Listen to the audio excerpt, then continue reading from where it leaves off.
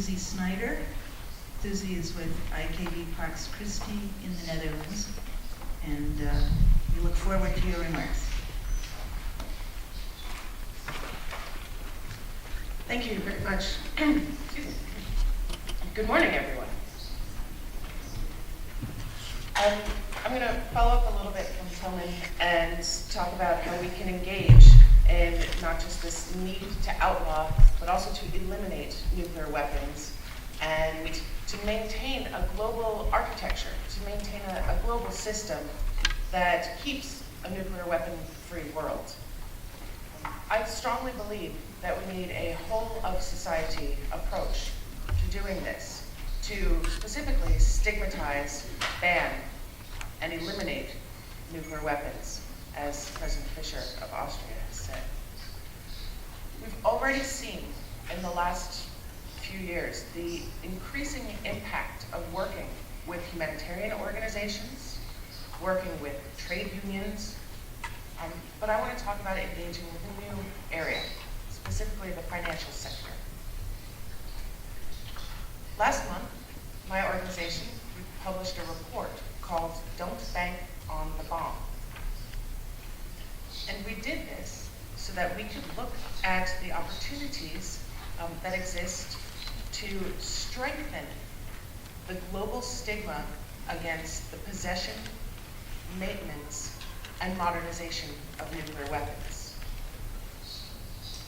We believe that nuclear weapons are illegitimate, and our banks and our pension funds should not be providing money to maintain them or produce them.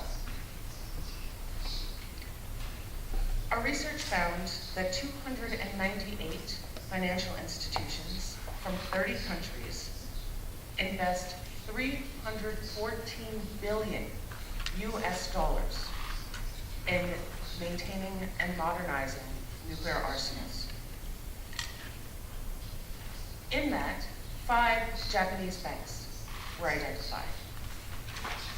So I want to, because we're here in Nagasaki, I thought I'd focus a little on the Japanese banks. These banks are Chiba Bank, Mitsubishi UFJ Financial, Mitsuoko Bank, Oryx Corporation, and Sumitomo Mitsui Banking. I believe everybody has hopefully you have a copy of this. I'm sorry I didn't ask anybody to help me translate it beforehand. But this shows exactly what each of these banks is investing, in what companies that are involved in nuclear arsenals, and gives you the homepage for more information. Of these 5 banks, I personally believe that Mitsuoko Bank is the one most ripe for change. But to change their policy and to create a policy, I need your help. See, the types of investment that Mitsuoko Bank has in nuclear weapons producing companies are quite easy to change. They have underwritten bonds and shares, so that's passed. They can make no new investment banking.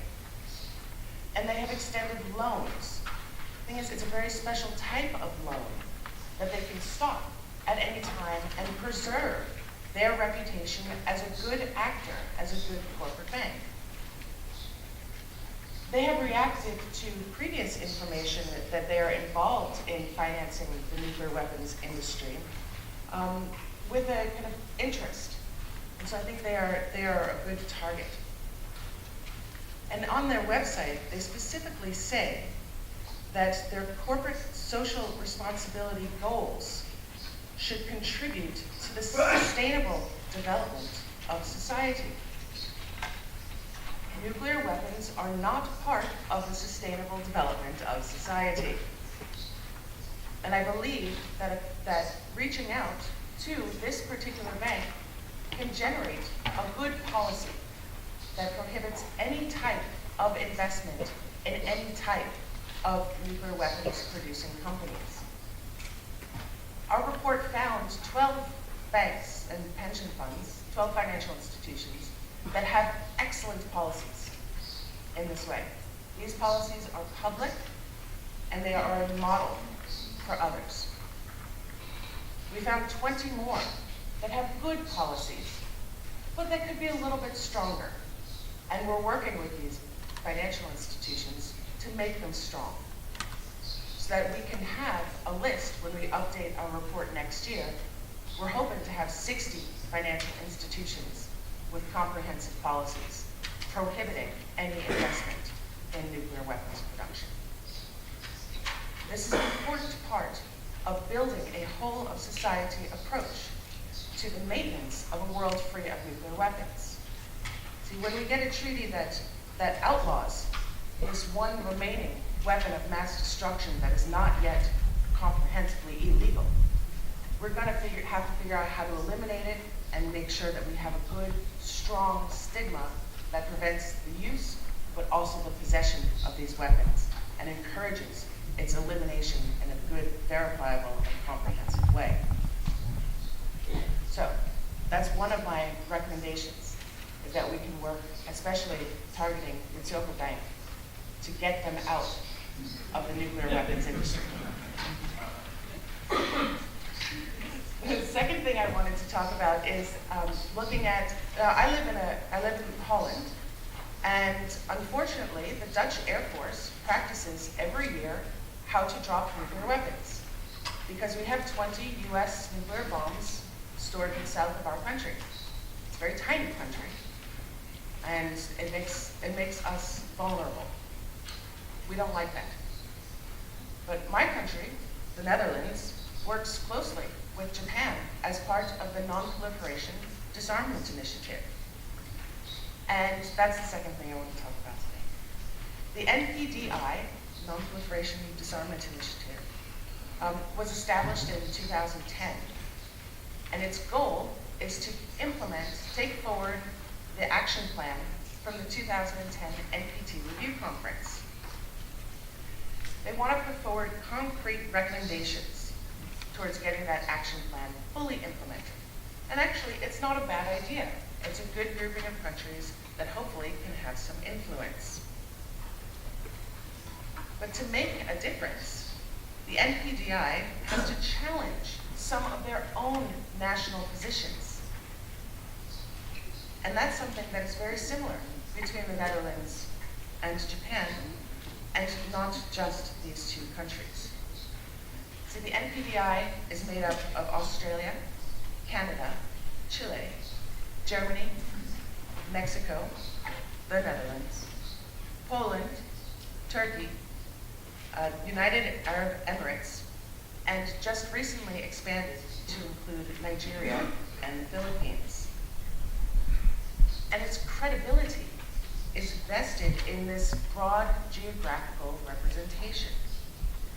It's also credible because of the good standing of its members when it comes to existing disarmament and non-proliferation agreements. However, 4 of these countries, 4 of them actively engage in planning and training to use nuclear weapons. 3 of them, Germany, Netherlands, and Turkey, host US nuclear weapons on their territories.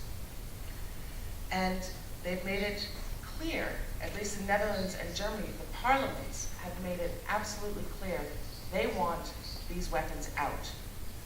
We want to send the bombs home, so they don't belong there anymore.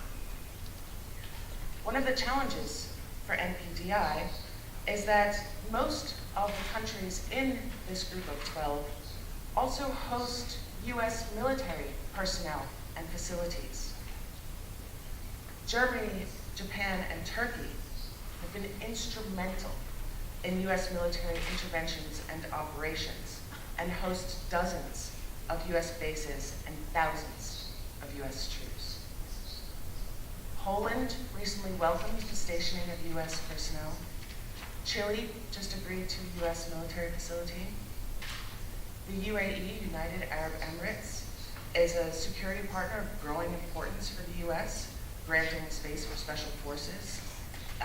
U.S. port of call and overfly rights. And the Dutch and Canadians have been longtime close U.S. allies. In fact, Canada had U.S. nuclear weapons on their territory too, until 1984. But they got rid of them. We're going to get rid of ours as well. And in Mexico, there is no specific U.S. military personnel, but there are U.S. military advisors when it comes to the advising of the Mexican war on drugs. Boots are on the ground in these countries, providing kind of an assurance, a guarantee that many countries look to the United States to provide, a security guarantee. Nuclear weapons should not be part of any security guarantee. They are not a weapon that keeps us safe. In this city, of all places, we know this weapon does nothing but cause catastrophic suffering. But all of these NPDI countries have this close tie with the US. So I asked a couple of questions. And one of them is, do the NPDI proposals carry any weight with other nuclear-armed countries? Specifically China or Russia? Do they have any influence? Second, why would countries that are not directly in the US sphere of influence and don't have nuclear weapons listen to the NPDI, like Egypt or Brazil? Why wouldn't Belarus or South Africa just take the NPDI as a spin-off from US interests? It's a question that we have to ask. The other side of that, though, is wondering whether this close engagement with US interests gives the NPDI access to doors in Washington that might otherwise be closed. Can that be something we can use to help us? I personally believe that the NPDI closeness with the United States gives them the space to be a leader in rejecting the extended US nuclear deterrence. If these countries can do it, anybody can.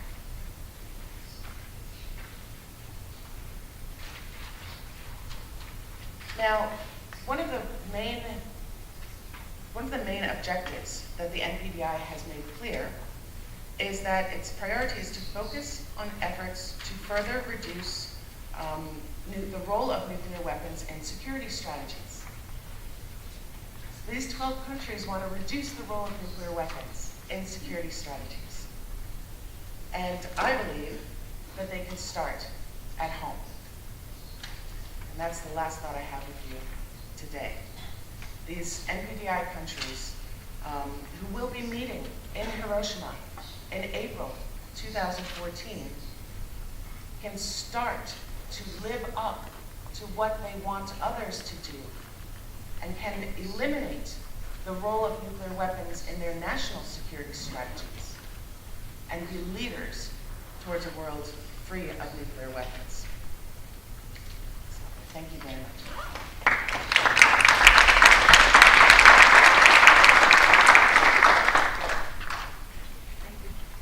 Thank you very much, Susie.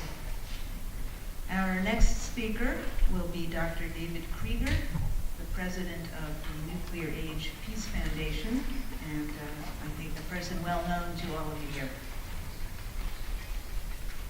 Thank you, Jackie, and thank you to the organizers for putting together another wonderful conference.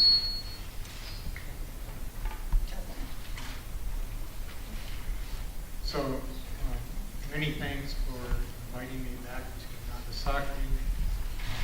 It's a wonderful city, and I'm very pleased to be here with you. I want to say that there's if we've learned one thing in our efforts over the past decades to eliminate nuclear weapons, it is this: governments will not do the right thing on their own, particularly the governments of nuclear weapons states, can't be counted on to to do the right thing just on their own initiative. So in the end, it's going to be the voices of the people that will make a difference, that will move government to action. What I want to talk about today is the delegitimizing of nuclear weapons, and particularly the role of citizens and Bakusha in that effort. So to understand how to delegitimize nuclear weapons, it's necessary to understand and deconstruct their legitimization. Let us explore some of the beliefs by which these weapons have been legitimized. First, nuclear weapons ended World War II.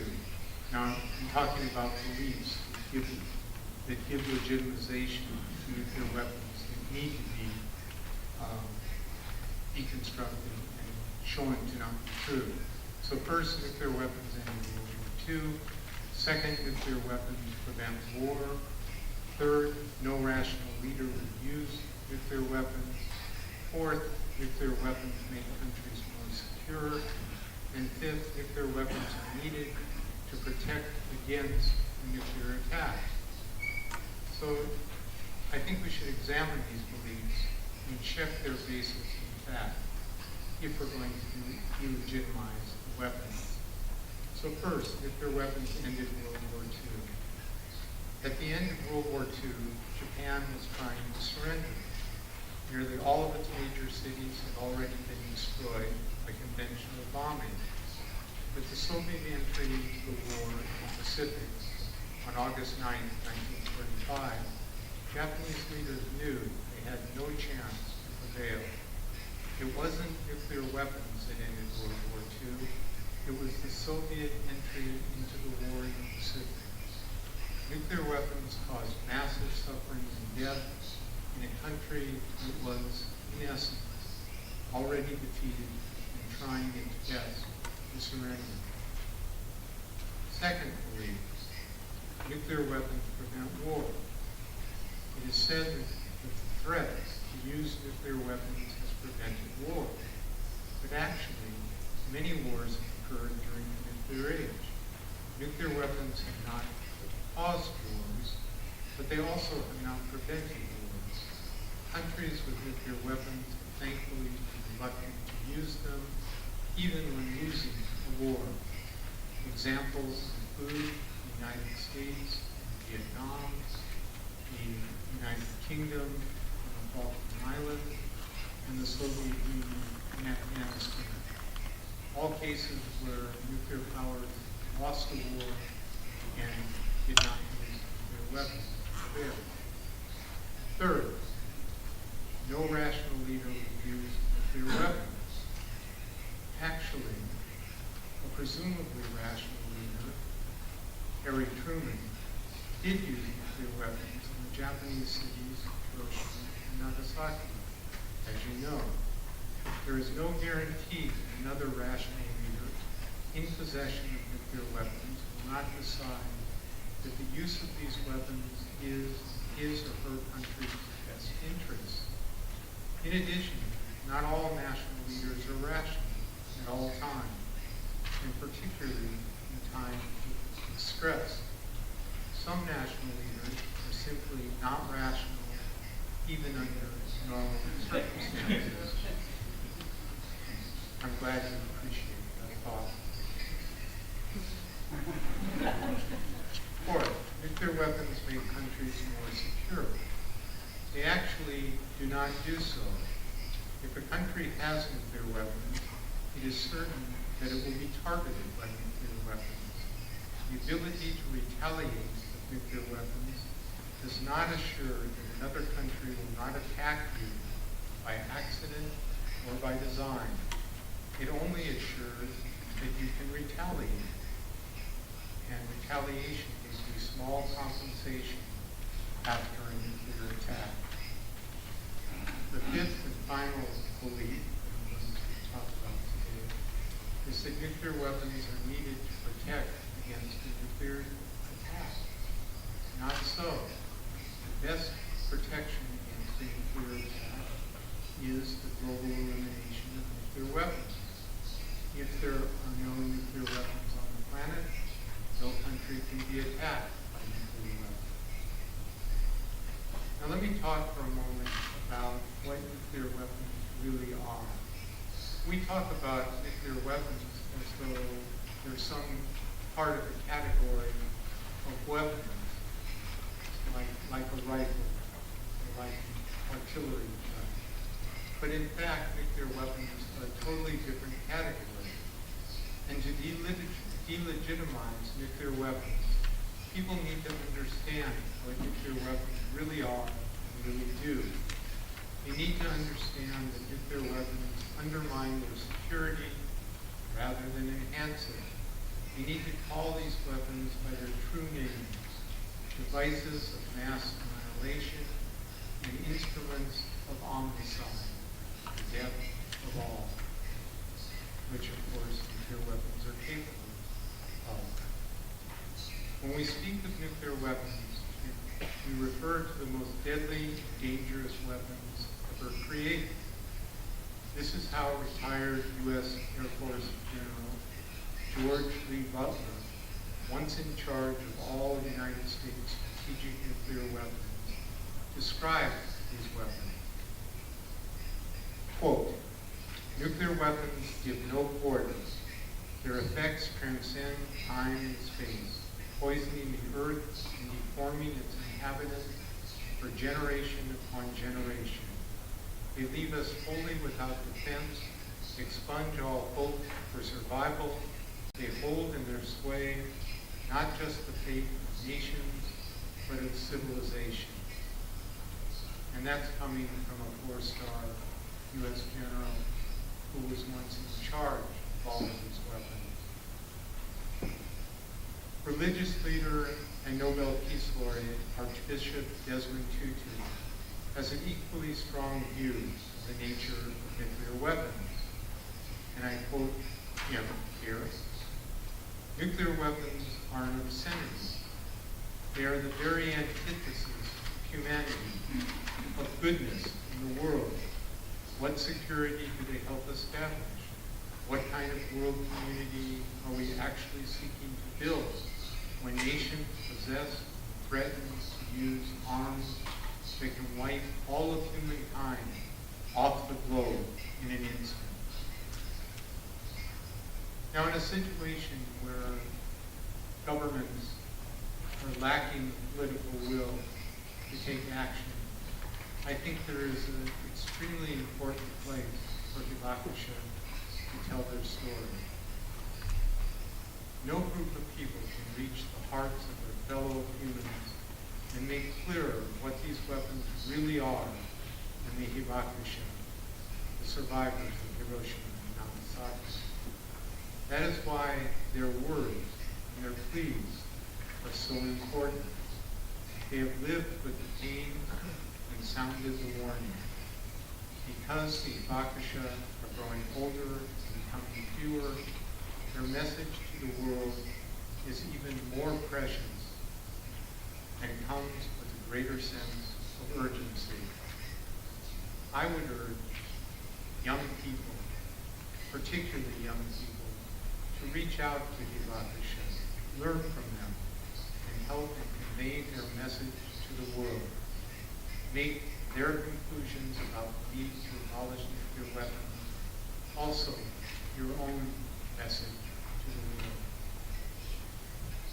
Young people here in Nagasaki have a particular opportunity to interact with Hibakusha, to learn from them, and to help them spread their message.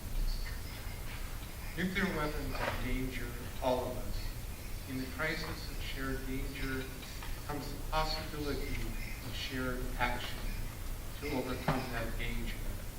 The Hibakusha and civil society organizations are helping to lead the way out of the nuclear age. Their leading of the nuclear weapons states are not yet demonstrating political will to follow.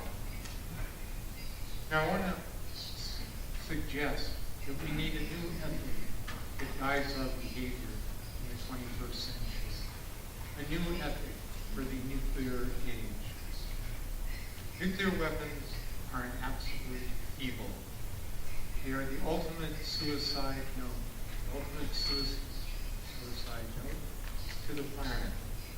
They could render the planet uninhabitable and humans and other complex forms of life, but the planet itself would survive.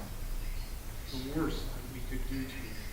So it is not the planet that is actually in danger, it is we humans who are in danger. I believe we humans need this new ethic to see us safely through and out of the nuclear age. For me, the new universal ethic would have the following 4 elements. First, reverence for life. This is the central philosophy of Albert Schweitzer, who was a great humanitarian and received the Nobel Peace Prize in the 1950s. His reverence for life requires us to care about our fellow humans and all other creatures. We must be kind and good stewards of the planet. Secondly, in this ethic, Earth citizenship. We owe our allegiance to the Earth and to people everywhere. Our problems are global and our solutions must be global as well. Third, universal human rights, including the sacred right to peace. All humans are entitled by virtue of being human to the basic rights set forth in the Universal Declaration of Human Rights. As the United Nations has declared, there is also a sacred right to peace. And fourth, in this ethic, along with human rights, come universal human responsibilities. With rights always come responsibilities, including each generation's responsibility to pass the planet on intact to new generations. Nuclear weapons are incompatible with these ethical foundations. As the ultimate mass-killing device, they are the antithesis to reverence for life. They divide countries and their inhabitants into nuclear haves and have-nots. They are an assault on human rights and life itself, and their possession and threat of use are a violation of our responsibilities to humankind as a whole and to future generations. For immediate goals, we need either a treaty or individual pledges by all nuclear weapon states to no first use of nuclear weapons. We need to de-alert nuclear arsenals, and we need the commencement of negotiations for a nuclear weapons convention for the phased, verifiable, irreversible, and transparent elimination of nuclear weapons. Our best hope for the human future is to unite and support the abolition of nuclear weapons. National security must give way to planetary security through acts of individuals joining together with compassion, commitment, creativity, cooperation, and acting with courage. We need to awaken from our slumber and be the noble people we are capable of being. When we achieve the goal of the world free of nuclear weapons, we can add one more C to the list. We can celebrate our gift to ourselves and to the future. Okay, I want to conclude with 12 reasons to work for nuclear weapons abolition and a poem. So here quickly are the 12 reasons. And think about these in terms of what you can do and why you should do them. We need to join together as we, but these are reasons that should affect each of us. We can change the world in important and necessary ways. We can take a giant step forward for humankind. We can join with others in demonstrating good stewardship of the planet. We can take control of the most dangerous technology. We can help shape a more decent future. We can end the threat of homicide posed by nuclear weapons. We can uphold international law for the common benefit. We can lead the way toward ending war as a human institution. And we can meet the greatest challenge confronting our species, the can put compassion into action and action into compassion. We can help protect everything in life and everyone that we love and that we treasure. And we can pass on a more secure world to our children and grandchildren and all future generations. So this is a poem that I want to conclude on, called Hibakusha Do Not Just Happen. Hibakusha do not just happen. For every hibakusha, there is a pilot. For every hibakusha, there is a planner. For every hibakusha, there is a bombardier. For every hibakusha, there is a bomb designer. For every hibakusha, there is a missile maker. For every hibakusha, there is a missileer. For every hibakusha, there is a targeter. For every hibakusha, there is a commander. For every hibakusha, there is a button pusher. For every hibakusha, many must contribute. For every hibakusha, many must obey. For every hibakusha, many must be silent.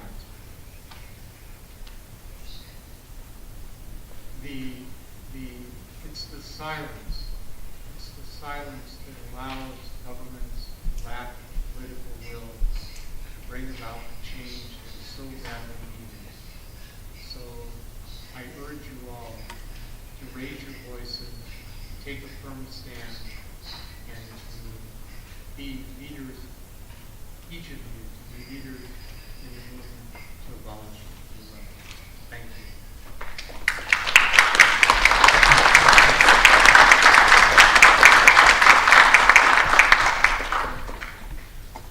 So I would like to thank my friends and colleagues, Tilman, Susie, and David, for a very informative and sobering panel presentation, yet an inspiring presentation that we will be able to discuss after we take a little break. So we would like to ask people to be back in your seats at 5 minutes after 11.